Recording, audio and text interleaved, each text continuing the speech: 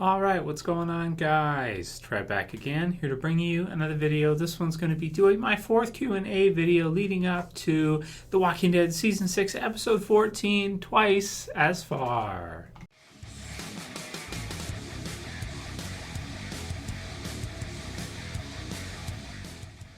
Spoiler warning if you're not caught up on The Walking Dead. The first question for this one comes from Kelly Hornsby, and she asks, Trev, do you think that Morgan on the horseback that we saw in the poster is actually him on the way, possibly at the end of the season, to finding the kingdom?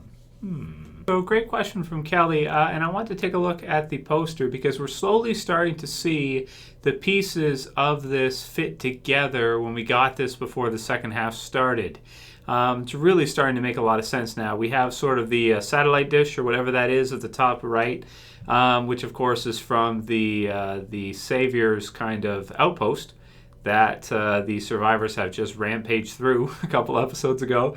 And of course there's Zombie Deanna there, so we were right about that one. That did in fact turn out to be Zombie Deanna. We've seen the cross now. You've got Carol there with the cross and how she uses that and why that's important in last week's episode. At the bottom right we've got the RV as they kind of headed out on their way to the Hilltop and kind of how that was used. We've got the holding hands, of course, some random zombies, I suppose, handcuffed.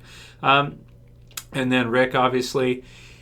The one with Morgan and also the other one with the smoke, too. We haven't really seen the smoke one on the Hilltop, if they're actually going to be using that in the series.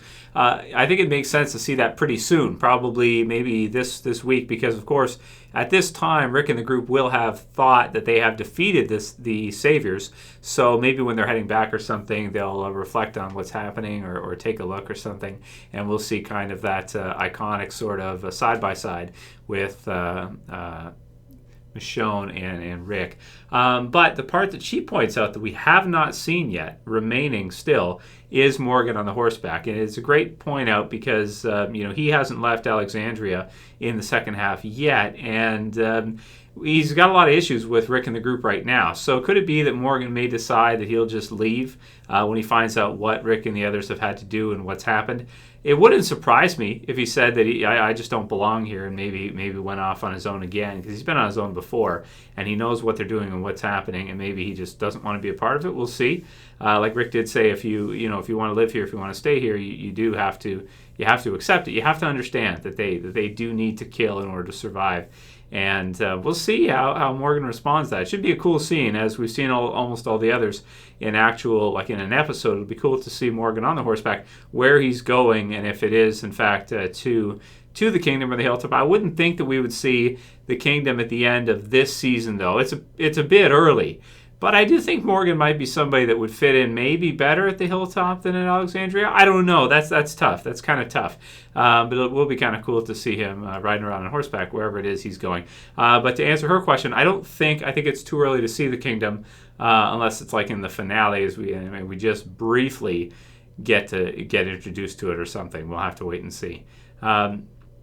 But it was cool to see all the pieces come together for this poster and what they've meant at this point. So write your comments below, guys, what you think about that and where you think Morgan actually is in this picture here and which episode we're going to see that in. I think it might be episode 15 or 16 or something. Let's get into some other questions. Next question is from Wyatt McCann, and he asks, hey Trev, wouldn't Jesus be able to tell the group that the bald guy that Rick shot wasn't in fact Negan, especially since he saw Negan in person when he came to the Hilltop and killed the 16-year-old kid? This is assuming that Rick's group thinks they are done with the Saviors. Yeah, that's true. If Jesus lets him know, no, this was just a group of them, then then he should realize that. It's tough to say, because Jesus is there, but we'll have to see next episode if he kind of lets them know that, okay, we killed all these, but that's not everything. We're going to have to find the rest of his group. So I'm really interested to see this upcoming week if Rick and the group are going to think they've won, or they're going to realize that, no, this was just a certain part. You'd think they would realize it because of them knowing that, because of what, Carol and Maggie heard from, was it Molly, who said that they're all Negan, this type of idea. So I think they will find out, but I think they kind of did it on purpose to kind of mislead the viewer so that the viewer would kind of be confused, kind of not really know, and so that, it can add to kind of the suspense when Negan does eventually show up and he ends up being an actual just one person. Next one's from Ghost SM88, and here she says, "Hey brother, how do you think Dwight is going to kill someone? And do you think Carol could get Negan because she's had a lot of screen time?" I don't think Carol will be the one to get Negan because in the finale, because I've said it before, I think because she's female, I think it would make viewers hate Negan so much, and it would seem kind of brutal to beat someone to death like that if they were, a member of the opposite sex like that. It's different if you just shoot someone or if you bash their brains in, like you beat them to death. That's different, So I think personally they probably won't go with a female for the finale if Negan is to beat someone to death. I don't think it's going to be a female. It's just my personal thing. I think that it kind of brings up those things about, kind of concerns of violence against women and stuff like this. And yeah, I don't think they want to get into that. That's just my take on it, but I could be wrong, but I don't think they would. It'd kind of be that'd be even more brutal, I think, just because it's a, female that's taking it, right? Is that. But I think Dwight, of course, is going to shoot someone with a bolt, with the crossbow that he took from Daryl. So I think that makes perfect sense, and that might be his next appearance, so to speak. We'll see the bolt before we even see him, maybe, which would be cool, depending on how they shoot it. So we'll see. Next one's from MegaAgadoo, and he says, "Hey, Trev, I've seen some stuff on the net that could suggest there will be a few character deaths before the finale, as some characters don't exist in the comics. How many of the main group do you think will make it to Season 7? Okay, so Season 7. I mean, I would guess we'll probably have three main character deaths before Season 7 starts. At least two. At least two, probably three. And the reason why I say that is because, and I don't have any spoiler info, I'm not privy to who's going to be killed off. There's nothing really spoiled for me, guaranteed, for the finale or anything that I know of. So I'm not, just saying that because it's true. I just think it'd probably be about 2 or 3. And I think it'll probably be 3 because the survivors killed so many of the saviors in this version versus the comic book series version. So yeah, it should be a really exciting finale and see what they do with the rest of it. Unless they throw us through a loop and they don't really include that many. We'll see. Next one's from Magic Cat, the Magic Cat. I like that. It says, "Hey man, what do you think would happen if Rick didn't shoot the guy at the end of the previous episode and instead let him talk?" So if he didn't shoot the guy and let him talk, that actually would have been a good idea. He's kind of defenseless at that time. I think it might be worth it for them to actually take the guy back to Alexandria, put him in Morgan's cell, even though they don't know Morgan has created a cell at this time. But take him back for questioning, tie him up, whatever, and get whatever information you can get out of him. I think it'd be better off than just killing him. But I think maybe Rick figured he's not going to get anything out of him, and he'll just kill him.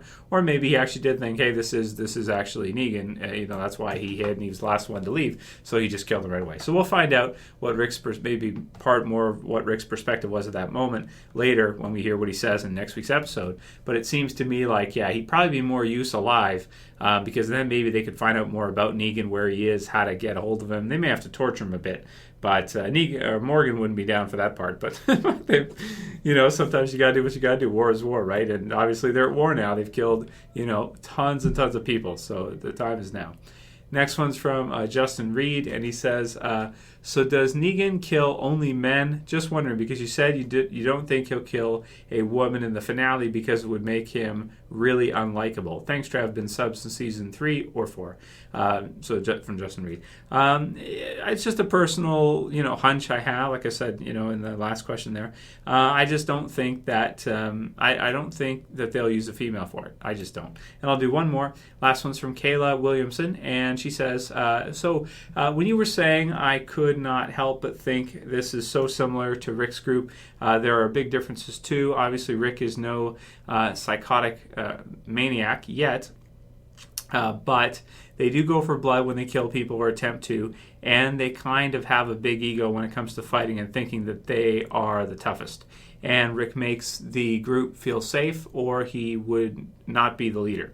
What I'm trying to say is, do you think Rick's group could ever turn into a watered-down version of Negan's, because at some point I would think that they would go through so much and lose so much that they might just flip the switch. So I wanted to include this one because I think it's a good question.